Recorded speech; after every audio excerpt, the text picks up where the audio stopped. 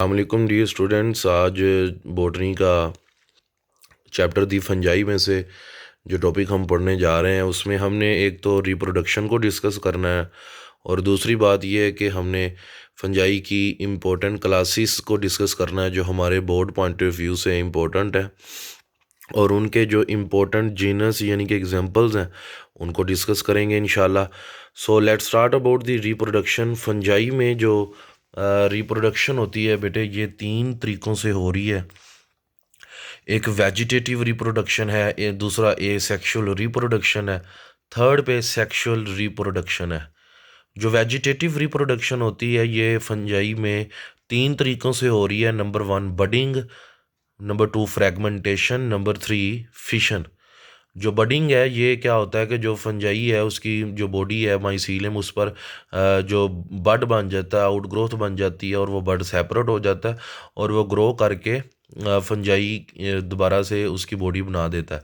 Fragmentation में क्या होता है कि डिफरेंट फ्रैगमेंट्स बनते हैं और ये जो फ्रैगमेंट्स हैं ये फिर हर फ्रैगमेंट फिर माइसीलियम बना देता है यानी कि बॉडी ऑफ फंगस। फिशन में क्या होता है जी, ये जैसा कि बाइनरी फिशन 1 से 2 में टूटना, तो वो जो बॉडी ऑफ माइसीलियम है वो 2 में टूटती है, ब्रेक होती है और हर फ्रैगमेंट जो होता है वो आगे माइसीलियम को बना देता है। अब आ जाए जी ए सेक्शुअल रिप्रोडक्शन के बारे में बात करते हैं। ए सेक्शुअल रिप्रोडक्शन फंजाई में स्पोर्स के ज़रिए होती है।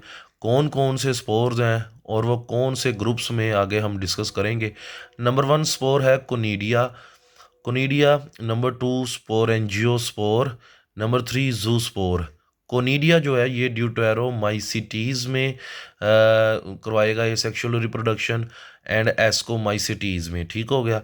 स्पोरेंजियोस्पोर एंड जूस्पोर ये एसेक्सुअल रिप्रोडक्शन करवाते हैं फाइकोमाइसिटीज़ में। ठीक हो गया। Now come to the sexual reproduction. बेटे जो सेक्सुअल रिप्रोडक्शन होती है ये 3 स्पोर्स के ज़रिए हो रही है। एक ओओस्पोर है, एक नंबर 2 एस्कोस्पोर है, नंबर 3 बेसिडियोस्पोर है। और ये हम इंशाल्लाह जब ये 1 बाय 1 हम जीनस पढ़ेंगे तो वहाँ हम इन्हें डिटेल में डिस्कस करेंगे इंशाल्लाह। लेकिन अभी आप सिर्फ इनको आप इसी तरह से याद रख सकते हैं। नंबर अब आ जाए जी ज़रा हम बात कर लेते हैं स्टेप्स ऑफ सेक्सुअल रिप्रोडक्शन। जो सेक्सुअल रिप्रोडक्शन फंजाई में हो रही है इसके बेसिकली 3 स्टेप्स होते हैं। नंबर 1 पहला जो स्टेप होता है वो है प्लाज्मोगैमी यानी कि fusion of cytoplasm, mixing of cytoplasm. पहले 2 माइसीलियम के साइटोप्लाज्म आपस में फ्यूज़ करते हैं। फिर दूसरा स्टेप होता है कैरियोगैमी यानी कि न्यूक्लियस की फ्यूजन। अक्सर औकात ये डिले हो जाती है, मतलब जब साइटोप्लाज्म फ्यूज़ कर जाते हैं तो थोड़ा सा डिले आता है और इसे कहते हैं डाई कैरियोन कंडीशन। मतलब कि 2 न्यूक्लियाई एक दूसरे के पास पड़े रहते हैं लेकिन अभी तक फ्यूज़ नहीं करते। इस कंडीशन को हम कहते हैं डाई कैरियोन कंडीशन और ये होती है एस्कोमाइसिटीज़ में एंड बेसिडियोमाइसिटीज़ में। और जैसे ही फ्यूजन ऑफ न्यूक्लियाई हो जाती है जिसे हम कहते हैं कैरियोगैमी, उसके बाद मियोसिस होती है। मियोसिस यानी कि फिर जाइगोट जो होता है वो फिर मियोसिस करके हैप्लॉइड गैमीट्स वगैरह बनाता है। तो बेटे ये था सेक्सुअल रिप्रोडक्शन के स्टेप्स फंजाई में। नेक्स्ट अगर हम बात करें तो हमने आगे डिस्कस करना है इम्पोर्टेंट क्लासेस। यहाँ पे मेरे बच्चों मैंने 4 क्लासेस लिखी हैं। एक फाइकोमाइसिटीज़ है, एस्कोमाइसिटीज़ है, बेसिडियोमाइसिटीज़ है एंड ड्यूटेरोमाइसिटीज़। जो फाइकोमाइसिटीज़ है इसमें हमने जो एग्जांपल्स हैं वो है ओवोमाइसिटीज़ एंड जाइगोमाइसिटीज़। ये 2 एग्जांपल्स हैं। ओवोमाइसिटीज़ में जो एग्जांपल है वो बेटे फाइटोफिथोरा इन्फेस्टेंट है। फाइटोफिथोरा इन्फेस्टेंट ये बहुत ही अहम फंगस है जो कि डिजीज़ काज करता है, जिसे हम कहते हैं लेट ब्लाइट ऑफ पोटैटोज़। ठीक हो गया। अक्सर का जो पोटैटो होता है वो अगर काफ़ी देर पड़ा रहे ह्यूमिड जगह पे, गीली जगह पे, तो बेटे उसके ऊपर फंगस ग्रो की होती है तो वो फाइटोफिथोरा इन्फेस्टेंट है। जाइगोमाइसिटीज़ में जो एग्जांपल है वो है राइजोपस और राइजोपस को हम कहते हैं ब्रेड मोल्ड।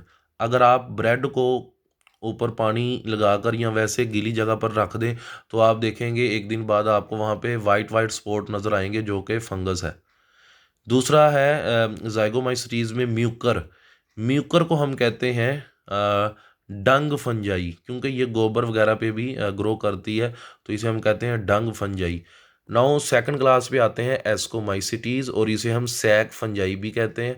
इसकी एग्जांपल्स हैं यीस्ट, और जो यीस्ट है आपको पता है ये ब्रोइंग इंडस्ट्री में यूज़ होता है, बेकिंग इंडस्ट्री में यूज़ होता है। नंबर 2 पे आ जाए पेनिसिलियम नोटेटम। पेनिसिलियम नोटेटम ये जो फंगस है इससे हम तैयार करते हैं एंटीबायोटिक पेनिसिलिन, जो कि अलेक्जेंडर फ्लेमिंग ने 1928 में इसे तैयार किया था। नंबर 3 पे आ जाए नियोस्पोरा क्रैसा। जो नियोस्पोरा क्रैसा है इसे यूज़ किया गया है, इस पर बहुत वर्क किया गया है जेनेटिक रिसर्च के तौर पर। और नीचे जो है morels and truffles, these are expensive than the mushroom.